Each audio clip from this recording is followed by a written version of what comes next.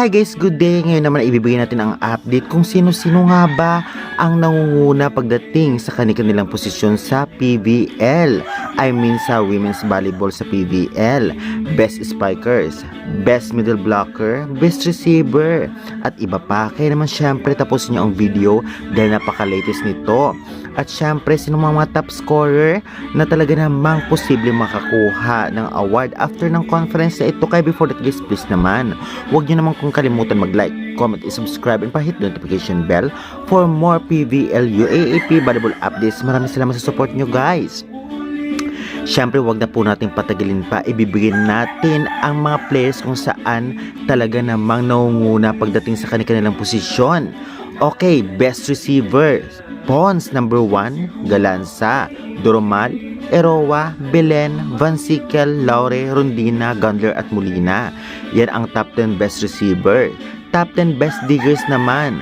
Ponce, Arado, Katindig, Pineda, Hasareno, Erowa, Tempiatura, Versosa, at syempre si Pons at Belen.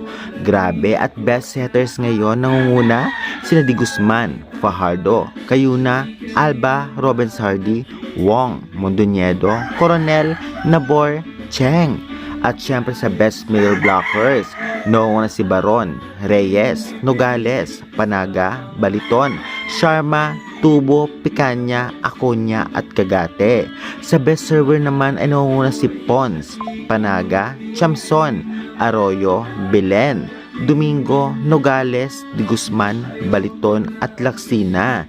Yan ang best server. Sa best scorer, karamihan talaga dito kumukuha ng MVP kapag ang team ay pasok sa semifinals or di naman kaya sa finals or championship.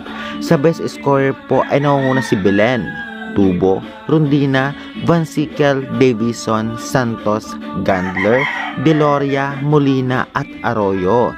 At best spikers naman ay nangunguna si Tubo, D, Santos, Belen, Pons, Carlos, Galanza, Laure, Laksina at Gundler.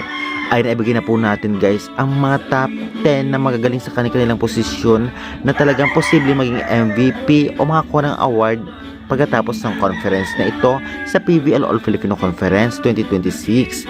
Anong say nyo guys? Ngunit mababago pa yan sa mga susunod na laban. Syempre latest update natin yan, and pa-subscribe, pa-share na lang. Maraming salamat.